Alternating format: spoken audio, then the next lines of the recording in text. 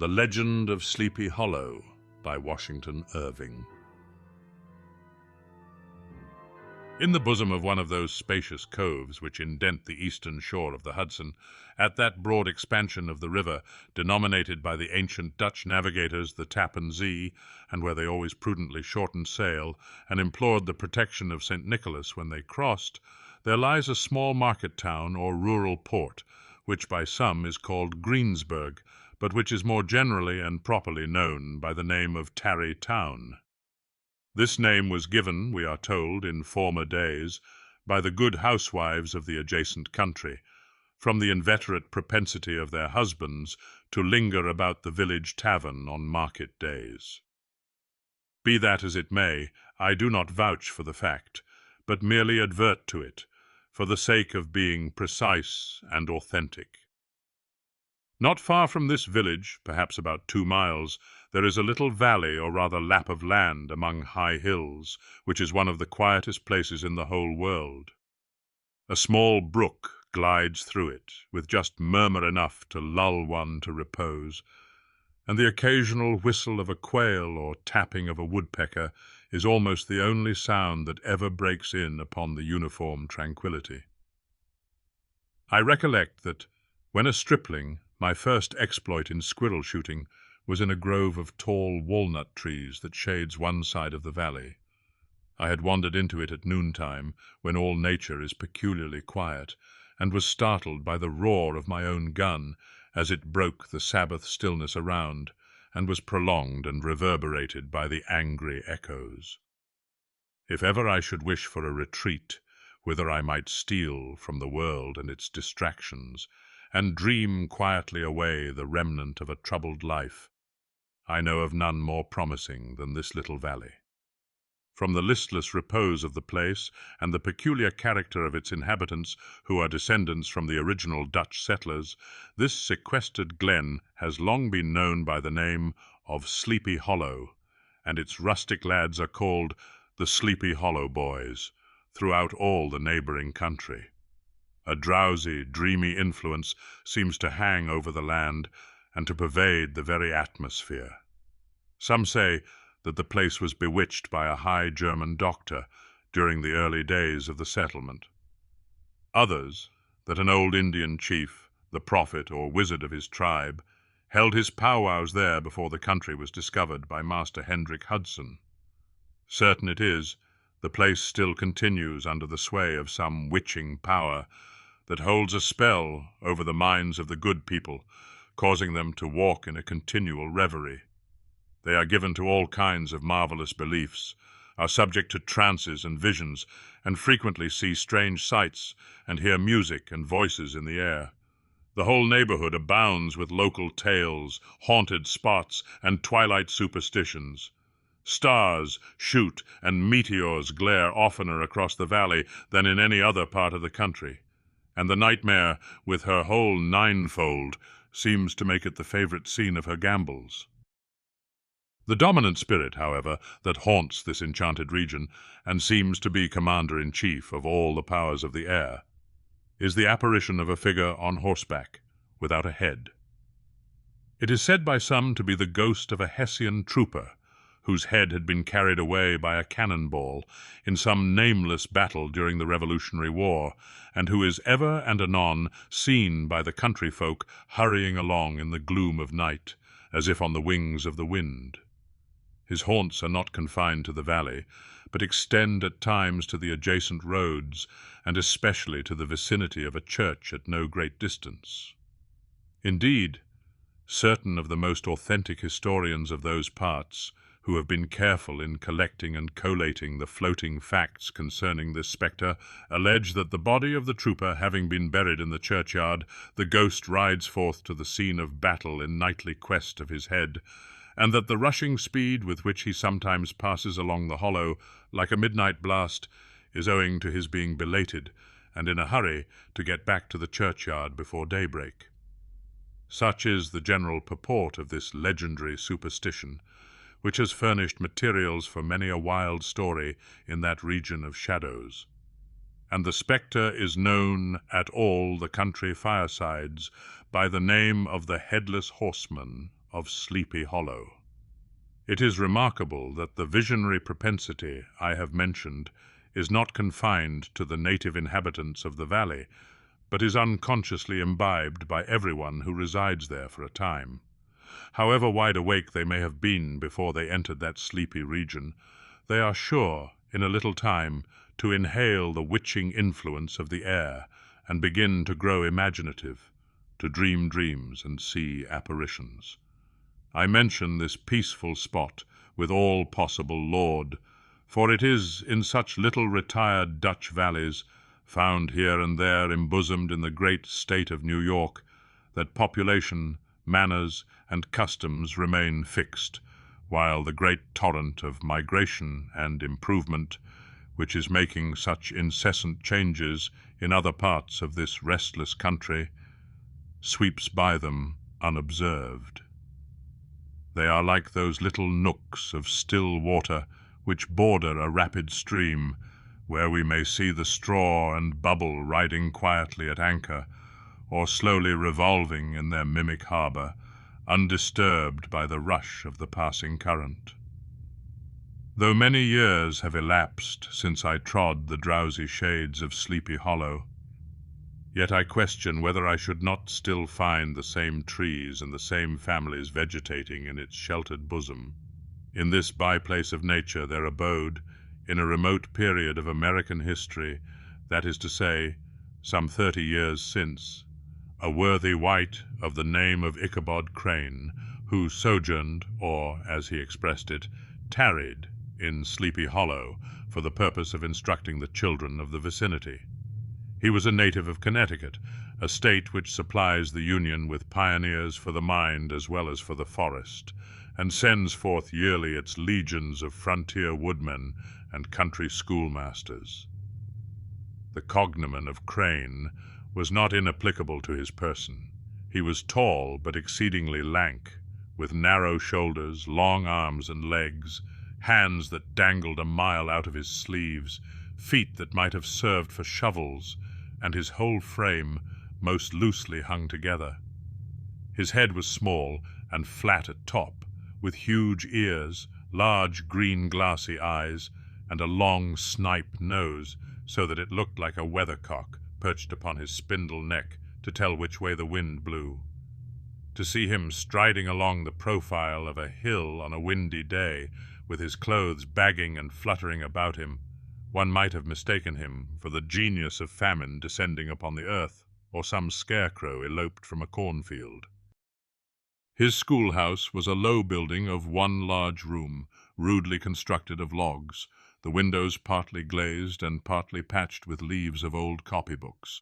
It was most ingeniously secured at vacant hours by a withe twisted in the handle of the door, and stakes set against the window shutters, so that though a thief might get in with perfect ease, he would find some embarrassment in getting out, an idea most probably borrowed by the architect Joost van Houten from the mystery of an eel-pot. The schoolhouse stood in a rather lonely but pleasant situation, just at the foot of a woody hill, with a brook running close by, and a formidable birch tree growing at one end of it.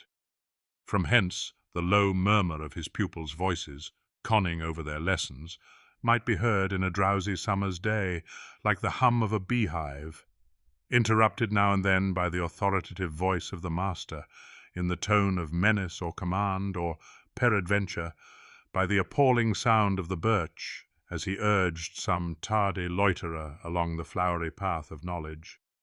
Truth to say, he was a conscientious man, and ever bore in mind the golden maxim, "Spare the rod and spoil the child." Ichabod Crane's scholars certainly were not spoiled. I would not have it imagined, however, that he was one of those cruel potentates of the school who joy in the smart of their subjects. On the contrary, he administered justice with discrimination rather than severity, taking the burden off the backs of the weak and laying it on those of the strong. Your mere puny stripling, that winced at the least flourish of the rod, was passed by with indulgence, but the claims of justice were satisfied by inflicting a double portion on some little tough, wrong-headed, broad-skirted Dutch urchin who sulked and swelled and grew dogged and sullen beneath the birch. All this he called doing his duty by their parents, and he never inflicted a chastisement without following it by the assurance, so consolatory to the smarting urchin, that he would remember it and thank him for it the longest day he had to live. When school hours were over, he was even the companion and playmate of the larger boys, and on holiday afternoons would convoy some of the smaller ones home who happened to have pretty sisters, or good housewives for mothers, noted for the comforts of the cupboard. Indeed, it behooved him to keep on good terms with his pupils. The revenue arising from his school was small, and would have been scarcely sufficient to furnish him with daily bread, for he was a huge feeder, and though lank, had the dilating powers of an anaconda. But to help out his maintenance, he was, according to country custom in those parts, boarded and lodged at the houses of the farmers whose children he instructed. With these he lived successively a week at a time, thus going the rounds of the neighborhood, with all his worldly effects tied up in a cotton handkerchief. That all this might not be too onerous on the purses of his rustic patrons, who are apt to consider the costs of schooling a grievous burden, and schoolmasters as mere drones, he had various ways of rendering himself both useful and agreeable. He assisted the farmers occasionally in the lighter labors of their farms, helped to make hay, mended the fences, took the horses to water, drove the cows from pasture, and cut wood for the winter fire. He laid aside, too, all the dominant dignity and absolute sway with which he lorded it in his little empire, the school, and became wonderfully gentle and ingratiating. He found favor in the eyes of the mothers by petting the children, particularly the youngest. And like the lion bold, which whilom so magnanimously the lamb did hold, he would sit with a child on one knee and rock a cradle with his foot for whole hours together. In addition to his other vocations, he was the singing master of the neighborhood, and picked up many bright shillings by instructing the young folks in psalmody. It was a matter of no little vanity to him on Sundays to take his station in front of the church gallery with a band of chosen singers, where in his own mind he completely carried away the palm from the parson. Certain it is, his voice resounded far above all the rest of the congregation, and there are peculiar quavers still to be heard in that church, and which may even be heard half a mile off, quite to the opposite side of the mill-pond, on a still Sunday morning, which are said to be legitimately descended from the nose of Ichabod Crane. Thus, by divers little makeshifts, in that ingenious way which is commonly denominated by hook and by crook, the worthy pedagogue got on tolerably enough, and was thought, by all who understood nothing of the labor of headwork, to have a wonderfully easy life of it. The schoolmaster is generally a man of some importance in the female circle of a rural neighborhood, being considered a kind of idle, gentleman-like personage, of vastly superior taste and accomplishments to the rough country swains, and indeed inferior in learning only to the parson. His appearance, therefore, is apt to occasion some little stir at the tea-table of a farmhouse, and the addition of a supernumerary dish of cakes or sweetmeats, or, peradventure, the parade of a silver teapot. Our man of letters, therefore, was peculiarly happy in the smiles of all the country damsels, how he would figure among them in the churchyard, between services on Sundays, gathering grapes for them from the wild vines that overran the surrounding trees, reciting for their amusement all the epitaphs on the tombstones, or sauntering, with a whole bevy of them, along the banks of the adjacent mill-pond, while the more bashful country bumpkins hung sheepishly back, envying his superior elegance and address. From his half-itinerant life, also, he was a kind of travelling gazette, carrying the whole budget of local gossip from house to house, so that his appearance was always greeted with satisfaction. He was, moreover, esteemed by the women as a man of great erudition, for he had read several books quite through, and was a perfect master of Cotton Mather's History of New England Witchcraft, in which, by the way, he most firmly and potently believed. He was, in fact, an odd mixture of small shrewdness and simple credulity.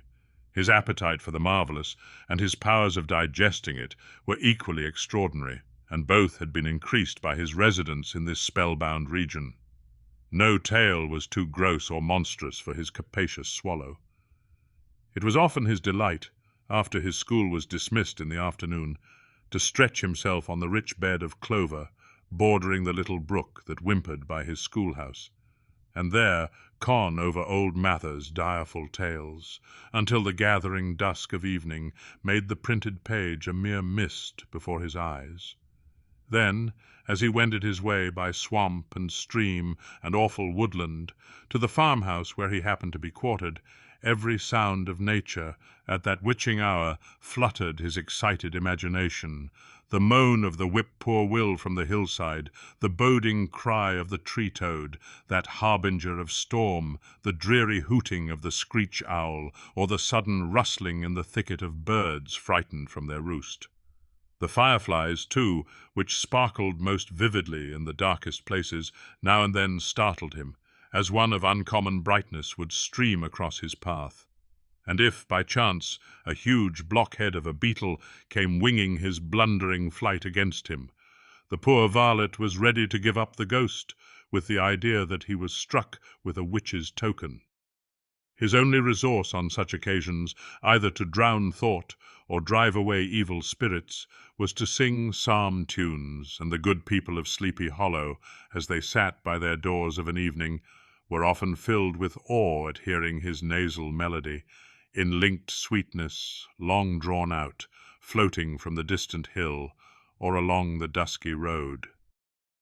Another of his sources of fearful pleasure was to pass long winter evenings with the old Dutch wives, as they sat spinning by the fire, with a row of apples roasting and spluttering along the hearth, and listen to their marvelous tales of ghosts and goblins, and haunted fields, and haunted brooks, and haunted bridges, and haunted houses, and particularly of the headless horseman, or galloping Hessian of the Hollow, as they sometimes called him. He would delight them equally by his anecdotes of witchcraft, and of the direful omens and portentous sights and sounds in the air which prevailed in the earlier times of Connecticut, and would frighten them woefully with speculations upon comets and shooting stars, and with the alarming fact that the world did absolutely turn round, and that they were half the time topsy-turvy. But if there was a pleasure in all this, while snugly cuddling in the chimney corner of a chamber that was all of a ruddy glow from the crackling wood fire, and where, of course, no spectre dared to show its face, it was dearly purchased by the terrors of his subsequent walk homewards. What fearful shapes and shadows beset his path amidst the dim and ghastly glare of a snowy night! With what wistful look did he eye every trembling ray of light streaming across the waste fields from some distant window! How often was he appalled by some shrub covered with snow, which, like a sheeted spectre, beset his very path! How often did he shrink with curdling awe at the sound of his own steps on the frosty crust beneath his feet, and dread to look over his shoulder, lest he should behold some uncouth being tramping close behind him! And how often was he thrown into complete dismay by some rushing blast, howling among the trees in the idea that it was the galloping Hessian on one of his nightly scourings! All these, however, were mere terrors of the night, phantoms of the mind that walk in darkness. And though he had seen many spectres in his time, and been more than once beset by Satan in divers shapes, in his lonely perambulations, yet daylight put an end to all these evils, and he would have passed a pleasant life of it, in despite of the devil and all his works, if his path had not been crossed by a being that causes more perplexity to mortal man than ghosts, goblins, and the whole race of witches put together, and that was a woman. Among the musical disciples who assembled, one evening in each week, to receive his instructions in psalmody, was Katrina Van Tassel, the daughter and only child of a substantial Dutch farmer. She was a blooming lass of fresh 18, plump as a partridge, ripe and melting and rosy-cheeked as one of her father's peaches, and universally famed, not merely for her beauty, but her vast expectations. She was withal a little of a coquette, as might be perceived even in her dress, which was a mixture of ancient and modern fashions, as most suited to set off her charms. She wore the ornaments of pure yellow gold, which her great-great-grandmother had brought over from Saardam, the tempting stomacher of the olden time, and withal a provokingly short petticoat, to display the prettiest foot and ankle in the country round. Ichabod Crane had a soft and foolish heart towards the sex, and it is not to be wondered at that so tempting a morsel soon found favour in his eyes, more especially after he had visited her in her paternal mansion. Old Baltus Van Tassel was a perfect picture of a thriving, contented, liberal-hearted farmer. He seldom, it is true, sent either his eyes or his thoughts beyond the boundaries of his own farm, but within those everything was snug, happy, and well-conditioned. He was satisfied with his wealth, but not proud of it, and piqued himself upon the hearty abundance rather than the style in which he lived. His stronghold was situated on the banks of the Hudson, in one of those green, sheltered, fertile nooks in which the Dutch farmers are so fond of nestling. A great elm tree spread its broad branches over it, at the foot of which bubbled up a spring of the softest and sweetest water, in a little well formed of a barrel, and then stole sparkling away through the grass to a neighboring brook that babbled along among alders and dwarf willows. Hard by the farmhouse was a vast barn that might have served for a church, every window and crevice of which seemed bursting forth with the treasures of the farm. The flail was busily resounding within it from morning to night. Swallows and martins skimmed, twittering about the eaves, and rows of pigeons, some with one eye turned up as if watching the weather, some with their heads under their wings or buried in their bosoms, and others swelling and cooing and bowing about their dames, were enjoying the sunshine on the roof. Sleek, unwieldy porkers were grunting in the repose and abundance of their pens, from whence sallied forth now and then troops of sucking pigs, as if to snuff the air. A stately squadron of snowy geese were riding in an adjoining pond, convoying whole fleets of ducks. Regiments of turkeys were gobbling through the farmyard, and guinea fowls fretting about it, like ill-tempered housewives, with their peevish, discontented cry. Before the barn door strutted the gallant cock, that pattern of a husband, a warrior, and a fine gentleman, clapping his burnished wings and crowing in the pride and gladness of his heart, sometimes tearing up the earth with his feet, and then generously calling his ever-hungry family of wives and children to enjoy the rich morsel which he had discovered. The pedagogue's mouth watered as he looked upon this sumptuous promise of luxurious winter fare. In his devouring mind's eye, he pictured to himself every roasting pig running about with a pudding in his belly and an apple in his mouth. The pigeons were snugly put to bed in a comfortable pie, and tucked in with a coverlet of crust. The geese were swimming in their own gravy, and the ducks pairing cosily in dishes, like snug married couples, with a decent competency of onion sauce. In the porkers, he saw carved out the future sleek side of bacon and juicy, relishing ham. Not a turkey, but he beheld daintily, trussed up, with its gizzard under its wing, and, peradventure, a necklace of savoury sausages. And even bright Chanticleer himself lay sprawling on his back, in a side dish, with uplifted claws, as if craving that quarter which his chivalrous spirit disdained to ask while living. As the enraptured Ichabod fancied all this, and as he rolled his great green eyes over the fat meadow-lands, the rich fields of wheat, of rye, of buckwheat, and Indian corn, and the orchards burdened with ruddy fruit which surrounded the warm tenement of Van Tassel, His heart yearned after the damsel who was to inherit these domains, and his imagination expanded with the idea how they might be readily turned into cash, and the money invested in immense tracts of wild land and shingle palaces in the wilderness.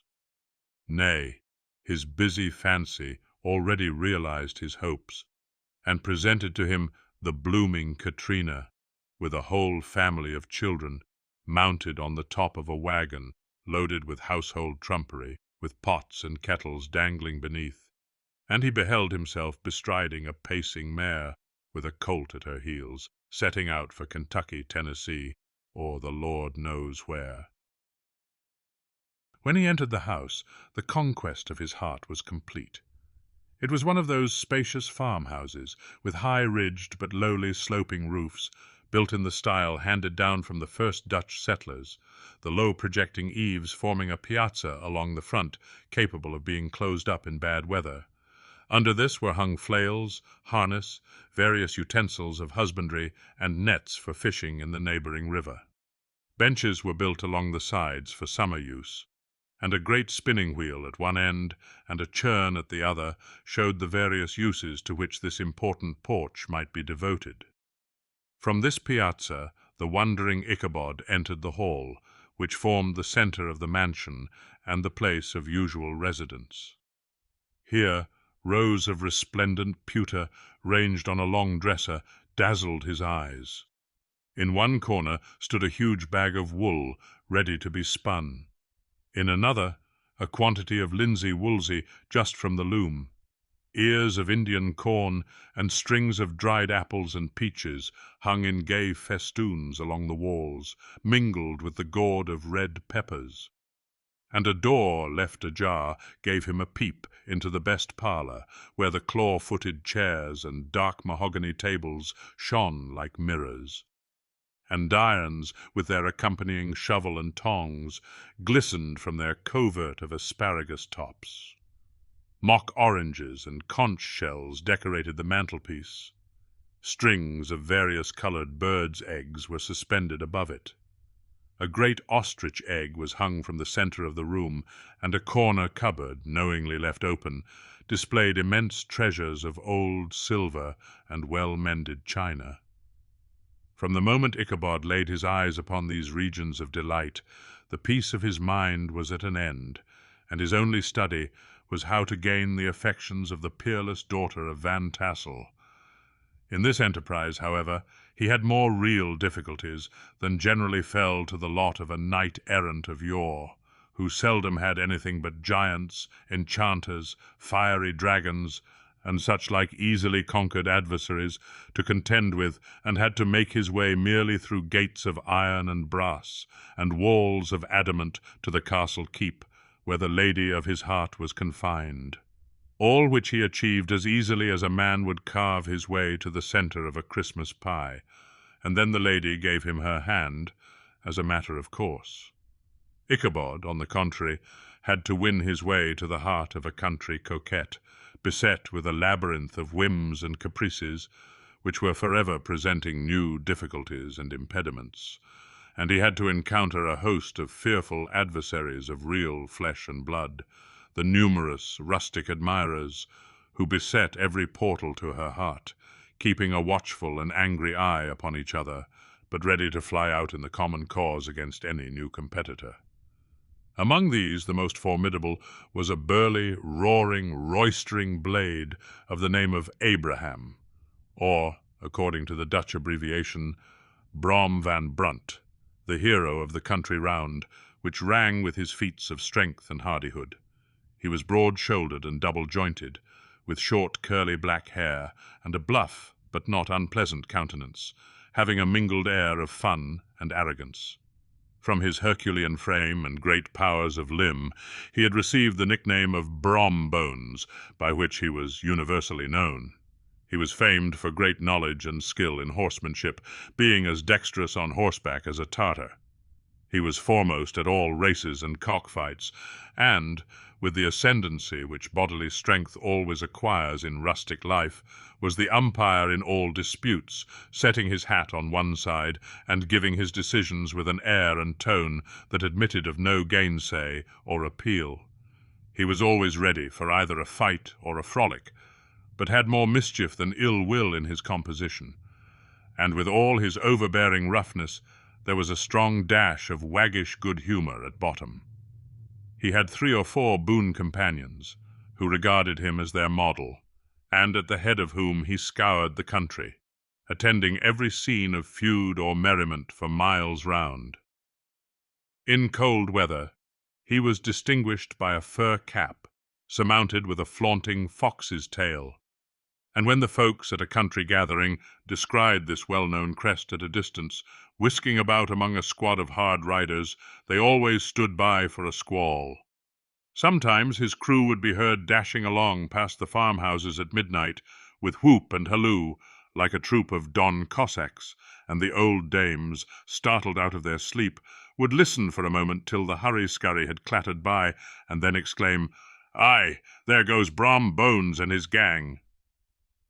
The neighbours looked upon him with a mixture of awe, admiration, and goodwill, and when any madcap prank or rustic brawl occurred in the vicinity, always shook their heads and warranted Brom Bones was at the bottom of it.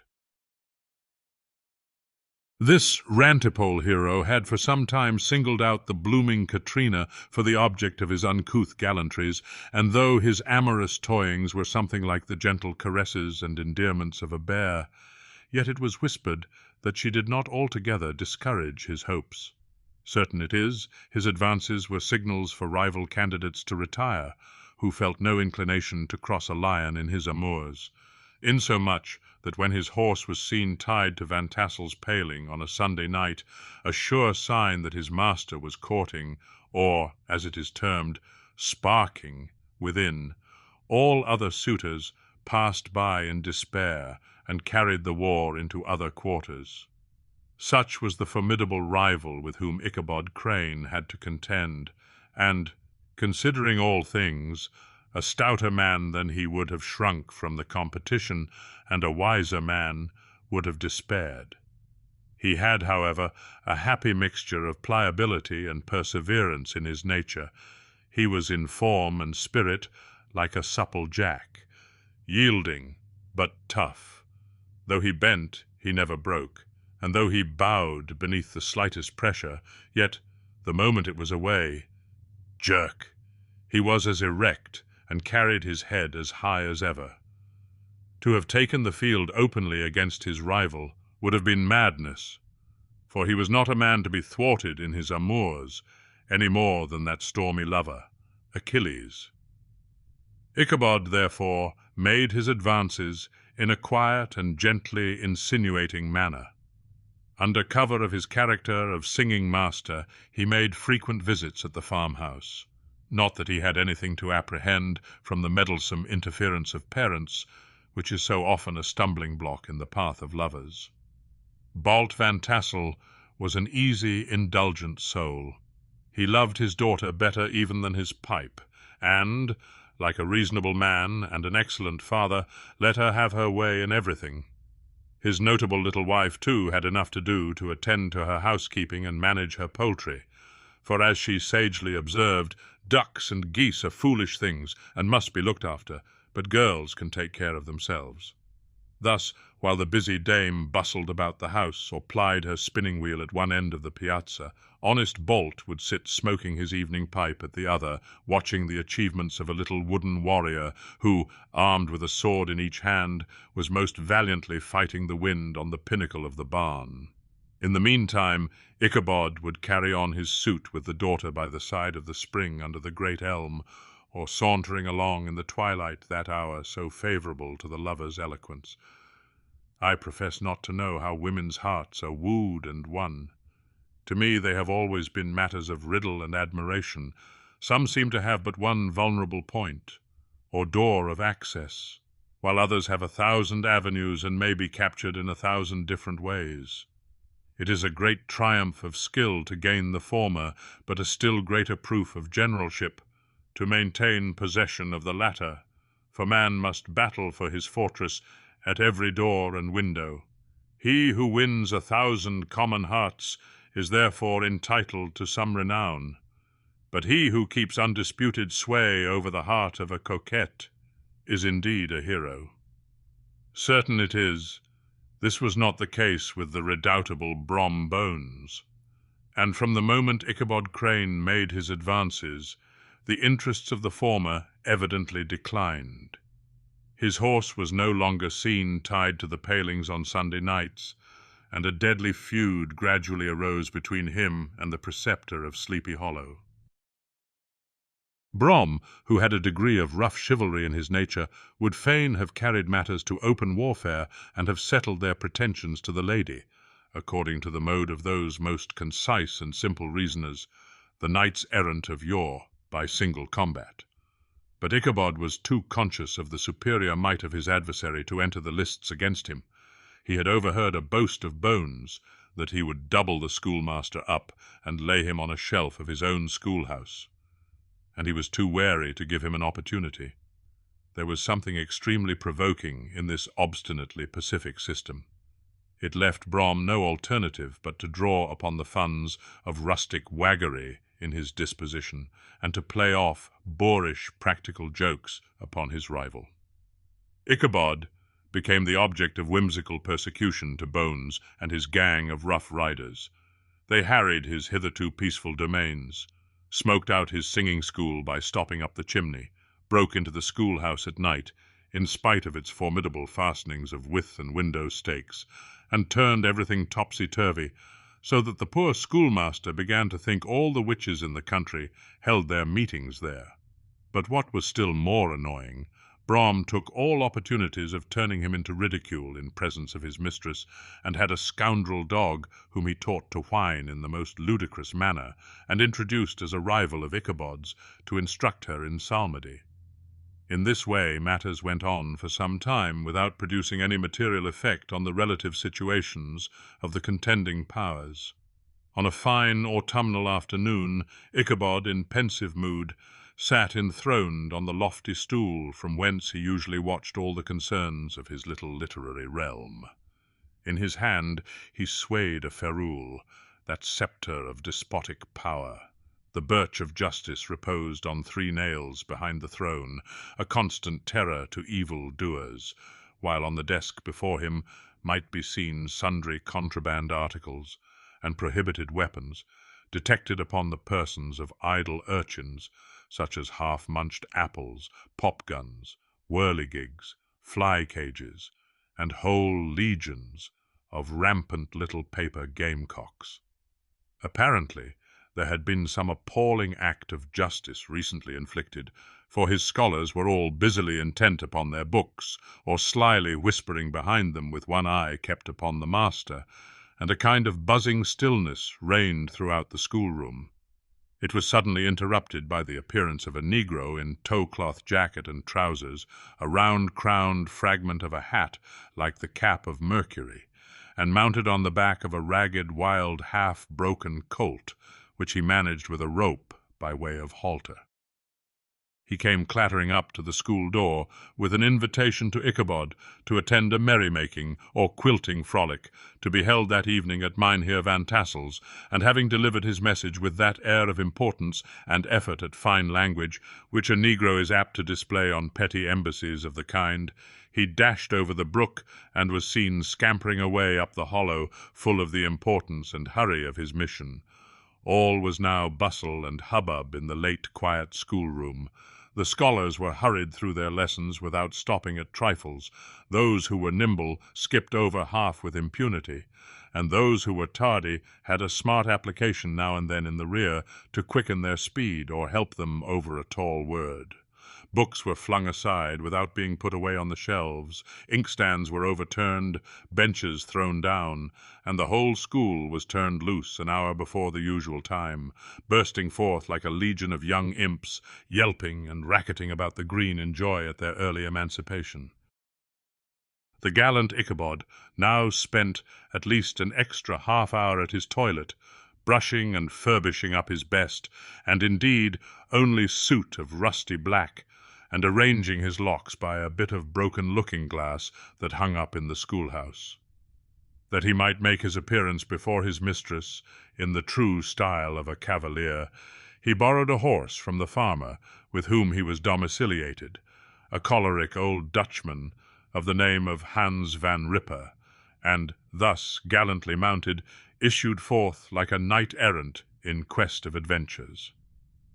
But it is meet I should, in the true spirit of romantic story, give some account of the looks and equipments of my hero and his steed.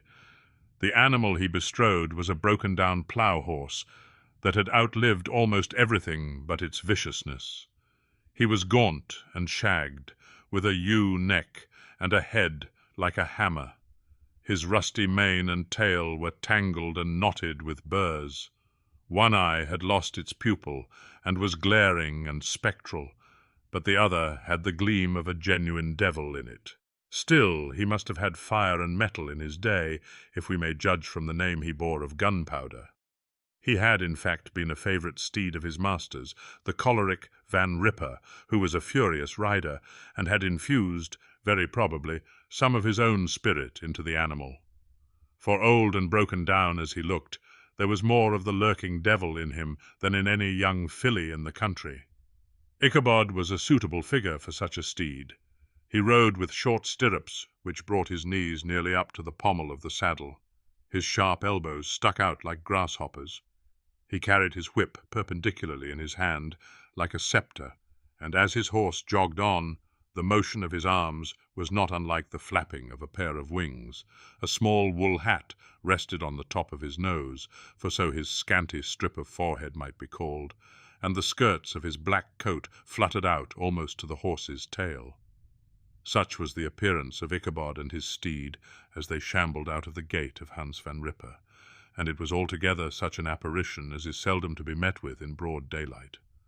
It was, as I have said, a fine autumnal day.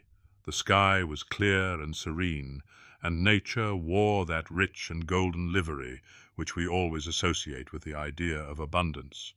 The forests had put on their sober brown and yellow, while some trees of the tenderer kind had been nipped by the frosts into brilliant dyes of orange, purple, and scarlet.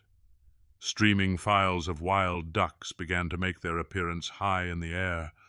The bark of the squirrel might be heard from the groves of beech and hickory nuts, and the pensive whistle of the quail at intervals from the neighboring stubble field. The small birds were taking their farewell banquets. In the fullness of their revelry they fluttered, chirping and frolicking from bush to bush, and tree to tree, capricious from the very profusion and variety around them. There was the honest cock-robin, the favourite game of stripling sportsmen, with its loud, querulous note, and the twittering blackbirds flying in sable clouds, and the golden-winged woodpecker with his crimson crest, his broad black gorget and splendid plumage, and the cedar bird with its red-tipped wings and yellow-tipped tail and its little montero cap of feathers, and the blue jay, that noisy coxcomb, in his gay light-blue coat and white underclothes, screaming and chattering, nodding and bobbing and bowing, and pretending to be on good terms with every songster of the grove. As Ichabod jogged slowly on his way, his eye, ever open to every symptom of culinary abundance, ranged with delight over the treasures of jolly autumn.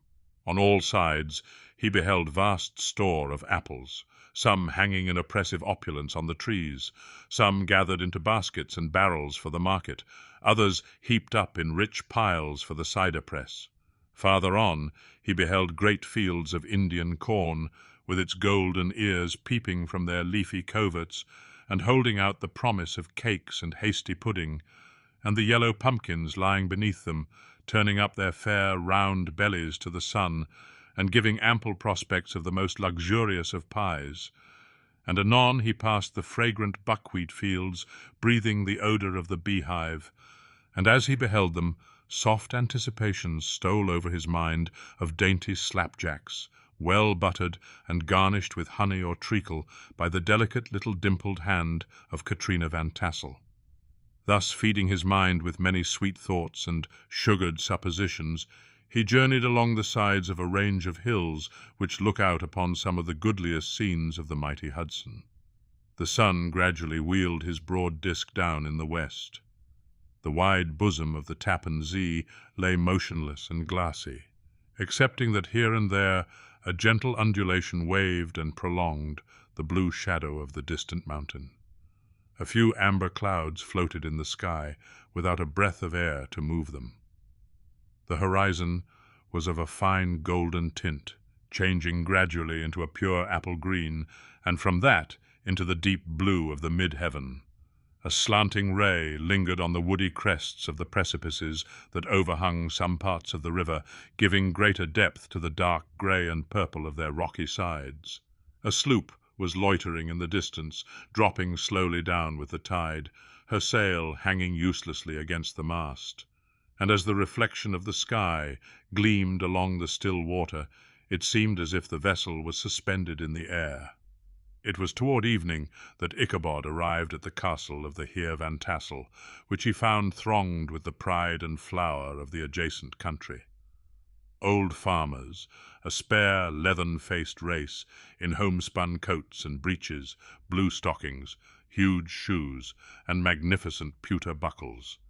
Their brisk, withered little dames, in close-crimped caps, long-waisted short gowns, homespun petticoats with scissors and pin-cushions, and gay calico pockets hanging on the outside. Buxom lasses, almost as antiquated as their mothers, excepting where a straw hat, a fine ribbon, or perhaps a white frock, gave symptoms of city innovation. The sons, in short square-skirted coats, with rows of stupendous brass buttons, and their hair generally queued in the fashion of the times, especially if they could procure an eel skin for the purpose, it being esteemed throughout the country as a potent nourisher and strengthener of the hair.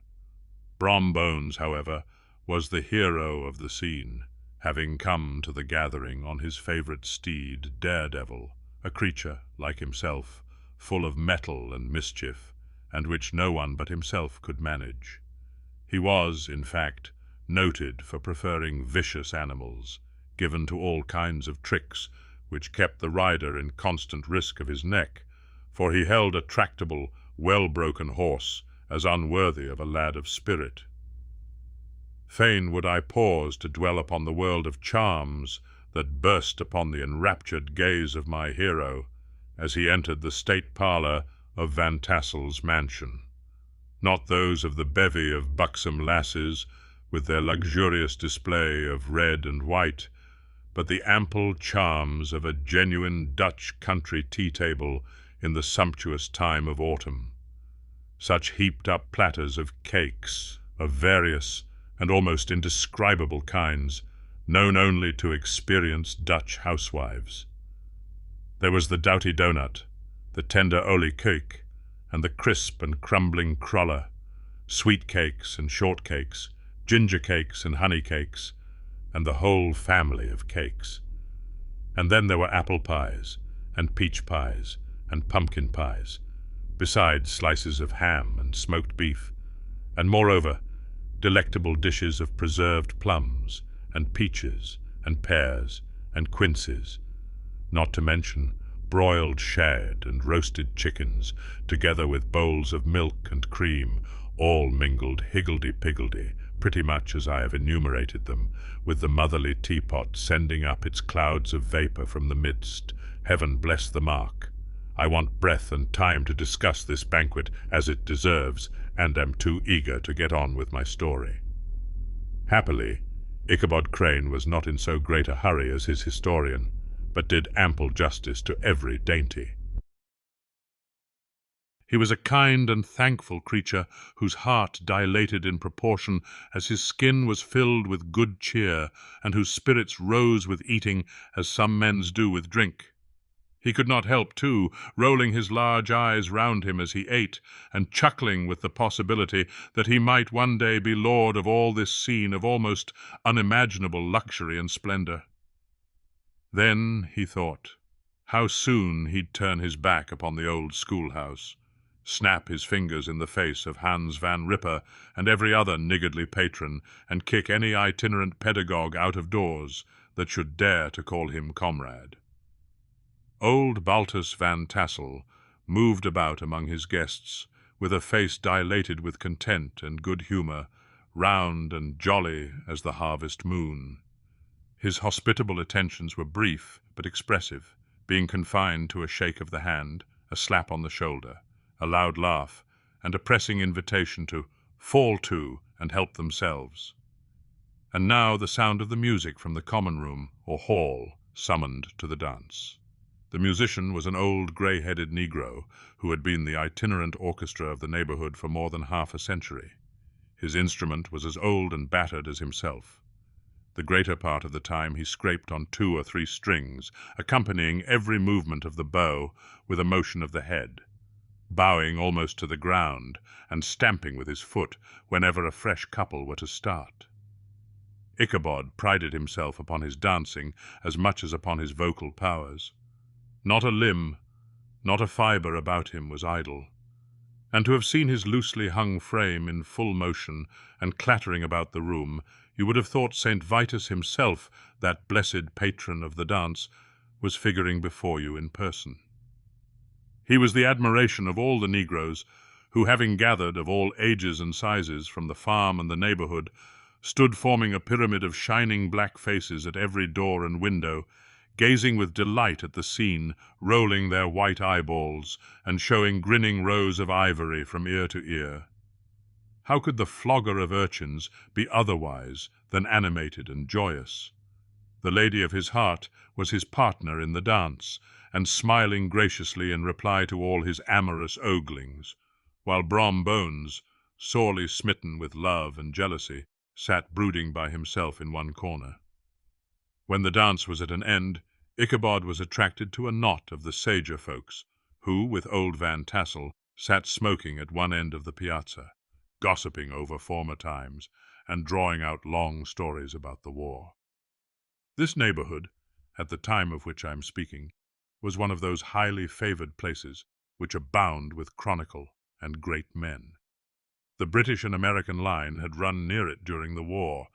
It had, therefore, been the scene of marauding and infested with refugees, cowboys, and all kinds of border chivalry.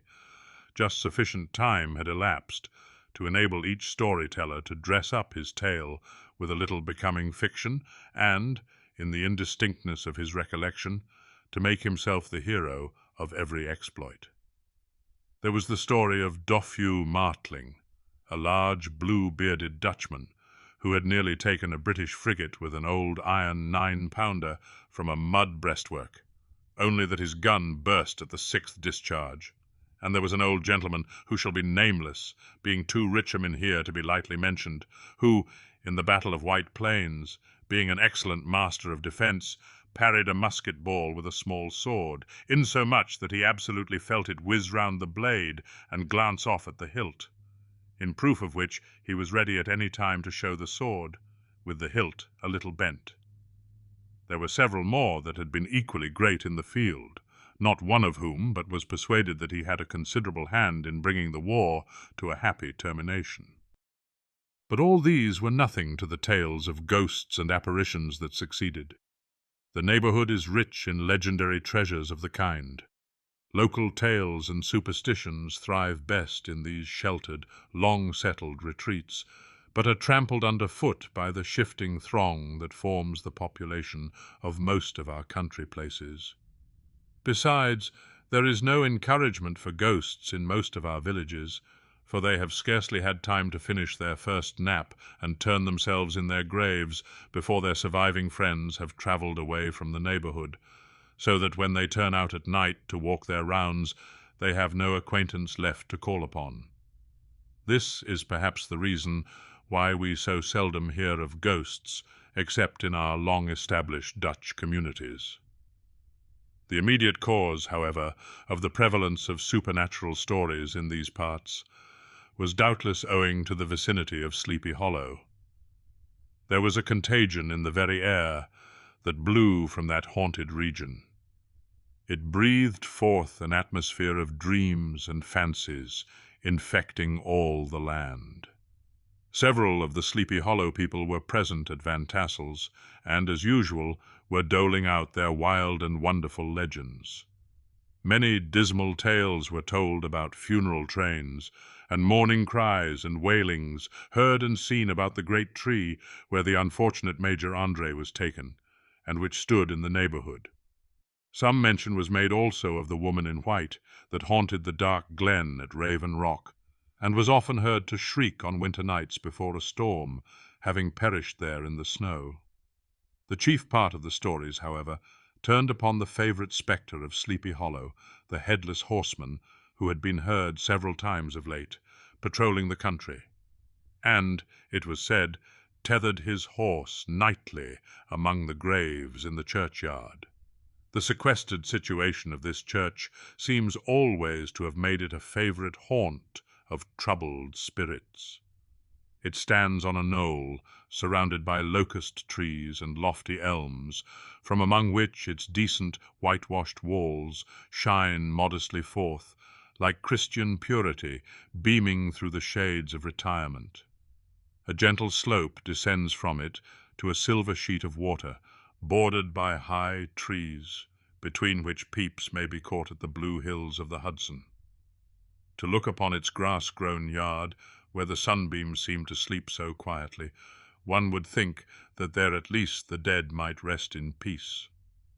On one side of the church extends a wide woody dell, along which raves a large brook among broken rocks and trunks of fallen trees. Over a deep black part of the stream, not far from the church, was formerly thrown a wooden bridge. The road that led to it, and the bridge itself, were thickly shaded by overhanging trees, which cast a gloom about it even in the daytime, but occasioned a fearful darkness at night. Such was one of the favorite haunts of the headless horseman, and the place where he was most frequently encountered. The tale was told of old Brower, a most heretical disbeliever in ghosts, how he met the horseman returning from his foray into Sleepy Hollow, and was obliged to get up behind him, how they galloped over bush and brake, over hill and swamp, until they reached the bridge, when the horseman suddenly turned into a skeleton, threw old Brower into the brook, and sprang away over the tree-tops with a clap of thunder. This story was immediately matched by a thrice marvelous adventure of Brom Bones, who made light of the galloping Hessian as an arrant jockey. He affirmed that on returning one night from the neighboring village of Sing Sing, he had been overtaken by this midnight trooper, that he had offered to race with him for a bowl of punch, and should have won it too, for Daredevil beat the goblin horse all hollow, but just as they came to the church bridge, the Hessian bolted and vanished in a flash of fire. All these tales, told in that drowsy undertone with which men talk in the dark, the countenances of the listeners only now and then receiving a casual gleam from the glare of a pipe, sank deep in the mind of Ichabod. He repaid them in kind with large extracts from his invaluable author, Cotton Mather, and added many marvelous events that had taken place in his native state of Connecticut, and fearful sights which he had seen in his nightly walks about Sleepy Hollow. The revel now gradually broke up. The old farmers gathered together their families in their wagons, and were heard for some time rattling along the hollow roads and over the distant hills. Some of the damsels mounted on pillions behind their favorite swains, and their light-hearted laughter, mingling with the clatter of hoofs, echoed along the silent woodlands, sounding fainter and fainter until they gradually died away, and the late scene of noise and frolic was all silent and deserted. Ichabod only lingered behind, according to the custom of country lovers, to have a tete-a-tete with the heiress, fully convinced that he was now on the high road to success. What passed at this interview I will not pretend to say, for in fact I do not know. Something, however, I fear me, must have gone wrong, for he certainly sallied forth after no very great interval, with an air quite desolate and chapfallen. Oh, these women! These women! Could that girl have been playing off any of her coquettish tricks? Was her encouragement of the poor pedagogue all a mere sham to secure her conquest of his rival? Heaven only knows, not I. Let it suffice to say, Ichabod stole forth with the air of one who had been sacking a hen-roost rather than a fair lady's heart, without looking to the right or left to notice the scene of rural wealth on which he had so often gloated. He went straight to the stable, and with several hearty cuffs and kicks roused his steed most uncourteously from the comfortable quarters in which he was soundly sleeping, dreaming of mountains of corn and oats, and whole valleys of timothy and clover. It was the very witching time of night that Ichabod, heavy-hearted and crestfallen, pursued his travels homewards, along the sides of the lofty hills which rise above Tarrytown, and which he had traversed so cheerily in the afternoon. The hour was as dismal as himself. Far below him, the Tappan Zee spread its dusky and indistinct waste of waters, with here and there the tall mast of a sloop, riding quietly at anchor under the land. In the dead hush of midnight, he could even hear the barking of the watchdog from the opposite shore of the Hudson, but it was so vague and faint as only to give an idea of his distance from this faithful companion of man. Now and then, too, the long-drawn crowing of a cock, accidentally awakened, would sound far, far off, from some farmhouse away among the hills, but it was like a dreaming sound in his ear. No signs of life occurred near him, but occasionally the melancholy chirp of a cricket, or perhaps the guttural twang of a bullfrog from a neighboring marsh, as if sleeping uncomfortably and turning suddenly in his bed. All the stories of ghosts and goblins that he had heard in the afternoon now came crowding upon his recollection. The night grew darker and darker. The stars seemed to sink deeper in the sky, and driving clouds occasionally hid them from his sight. He had never felt so lonely and dismal. He was, moreover, approaching the very place where many of the scenes of the ghost stories had been laid. In the center of the road stood an enormous tulip tree, which towered like a giant above all the other trees of the neighborhood, and formed a kind of landmark. Its limbs were gnarled and fantastic, large enough to form trunks for ordinary trees, twisting down almost to the earth and rising again into the air. It was connected with the tragical story of the unfortunate André, who had been taken prisoner hard by, and was universally known by the name of Major André's tree. The common people regarded it with a mixture of respect and superstition, partly out of sympathy for the fate of its ill-starred namesake, and partly from the tales of strange sights and doleful lamentations told concerning it. As Ichabod approached this fearful tree, he began to whistle. He thought his whistle was answered. It was but a blast, sweeping sharply through the dry branches. As he approached a little nearer, he thought he saw something white, hanging in the midst of the tree. He paused, and ceased whistling, but, on looking more narrowly, perceived that it was a place where the tree had been scathed by lightning, and the white wood laid bare. Suddenly he heard a groan. His teeth chattered, and his knees smote against the saddle. It was but the rubbing of one huge bough upon another, as they were swayed about by the breeze. He passed the tree in safety, but new perils lay before him. About 200 yards from the tree, a small brook crossed the road, and ran into a marshy and thickly wooded glen, known by the name of Wiley's Swamp. A few rough logs, laid side by side, served for a bridge over this stream. On that side of the road where the brook entered the wood, a group of oaks and chestnuts, matted thick with wild grapevines, threw a cavernous gloom over it.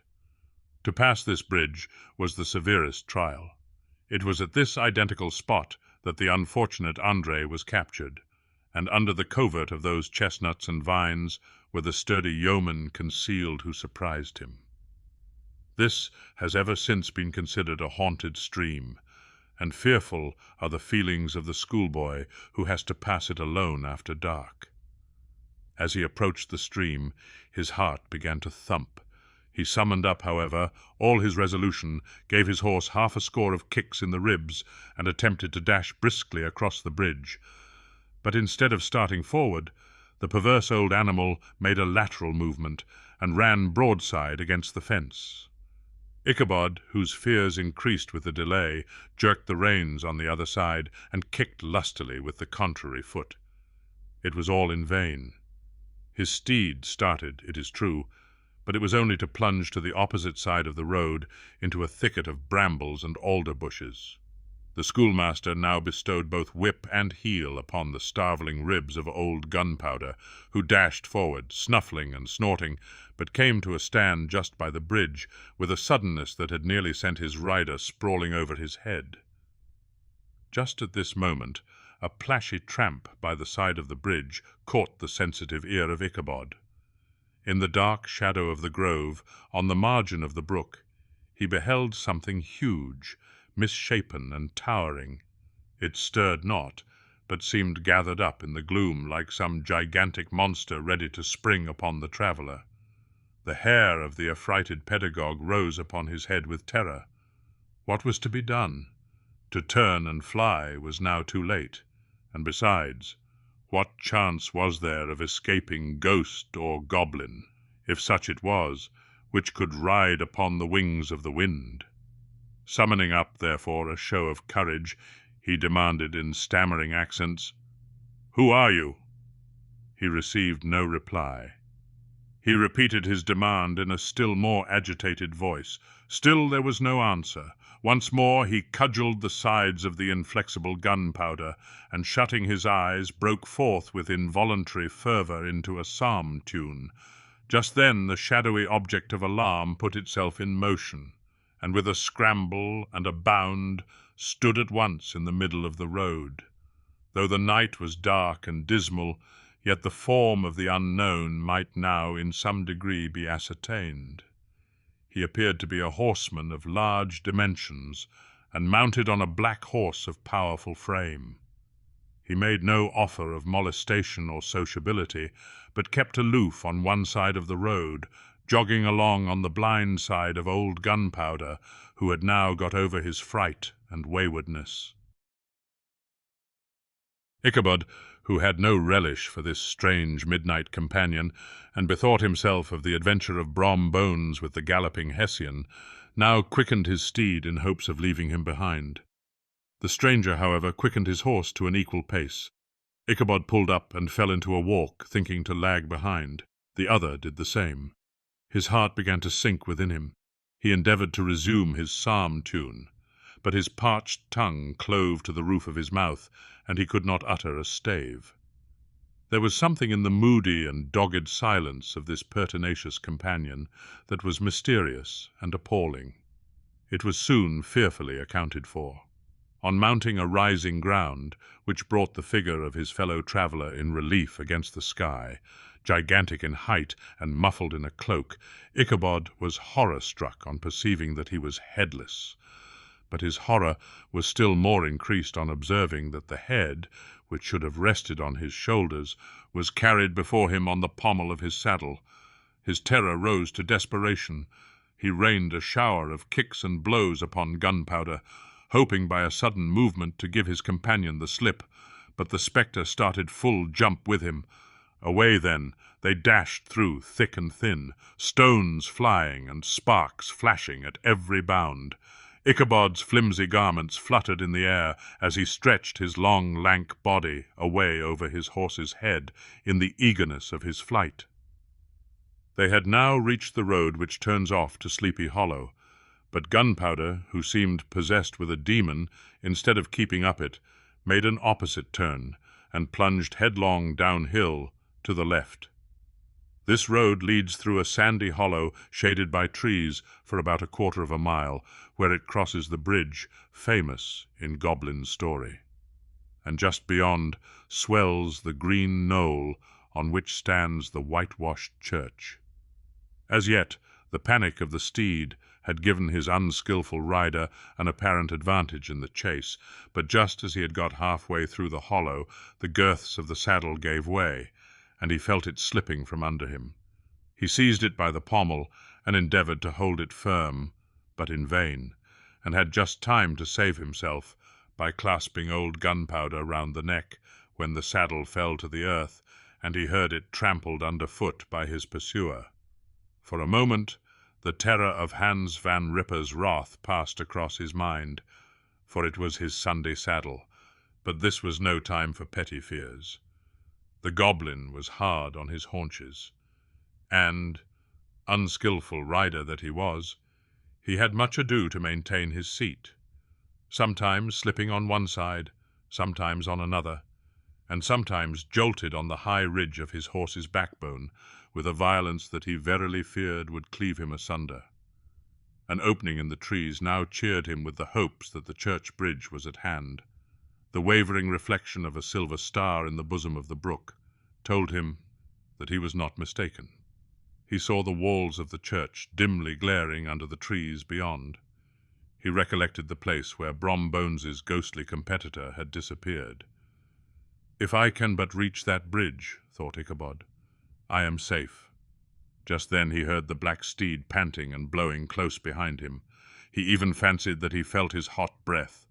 Another convulsive kick in the ribs, and old Gunpowder sprang upon the bridge. He thundered over the resounding planks. He gained the opposite side, and now Ichabod cast a look behind to see if his pursuer should vanish, according to rule, in a flash of fire and brimstone. Just then he saw the goblin rising in his stirrups, and in the very act of hurling his head at him. Ichabod endeavored to dodge the horrible missile, but too late. It encountered his cranium with a tremendous crash. He was tumbled headlong into the dust, and Gunpowder, the black steed, and the goblin rider passed by like a whirlwind. The next morning the old horse was found without his saddle, and with the bridle under his feet, soberly cropping the grass at his master's gate. Ichabod did not make his appearance at breakfast. Dinner hour came, but no Ichabod. The boys assembled at the schoolhouse and strolled idly about the banks of the brook, but no schoolmaster. Hans Van Ripper now began to feel some uneasiness about the fate of poor Ichabod and his saddle. An inquiry was set on foot, and after diligent investigation they came upon his traces. In one part of the road leading to the church was found the saddle trampled in the dirt. The tracks of horses' hoofs, deeply dented in the road, and evidently at furious speed, were traced to the bridge, beyond which, on the bank of a broad part of the brook, where the water ran deep and black, was found the hat of the unfortunate Ichabod, and close beside it a shattered pumpkin. The brook was searched, but the body of the schoolmaster was not to be discovered. Hans Van Ripper, as executor of his estate, examined the bundle which contained all his worldly effects. They consisted of 2 shirts and a half, 2 stocks for the neck, a pair or 2 of worsted stockings, an old pair of corduroy small clothes, a rusty razor, a book of psalm tunes full of dog's ears, and a broken pitch pipe.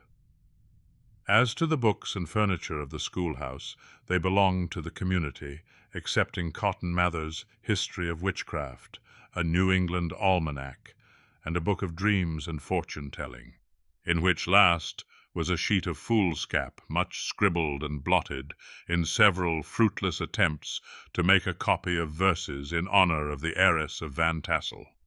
These magic books and the poetic scrawl were forthwith consigned to the flames by Hans Van Ripper, who, from that time forward, determined to send his children no more to school, observing that he never knew any good come of this same reading and writing.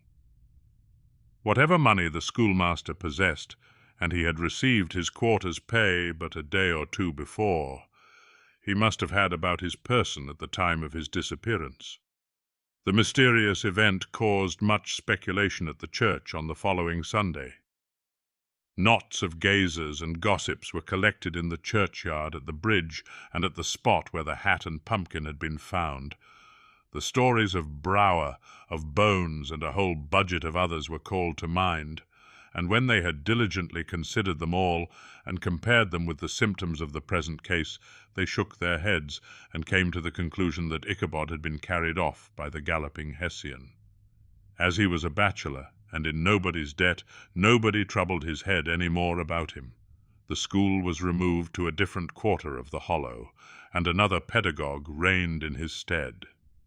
It is true, an old farmer, who had been down to New York on a visit several years after, and from whom this account of the ghostly adventure was received, brought home the intelligence that Ichabod Crane was still alive, that he had left the neighborhood partly through fear of the goblin and Hans Van Ripper, and partly in mortification at having been suddenly dismissed by the heiress, that he had changed his quarters to a distant part of the country, had kept school and studied law at the same time, had been admitted to the bar, turned politician, electioneered, written for the newspapers, and finally had been made a justice of the 10-pound court. Brom Bones, too, who shortly after his rival's disappearance conducted the blooming Katrina in triumph to the altar, was observed to look exceedingly knowing whenever the story of Ichabod was related, and always burst into a hearty laugh at the mention of the pumpkin, which led some to suspect that he knew more about the matter than he chose to tell.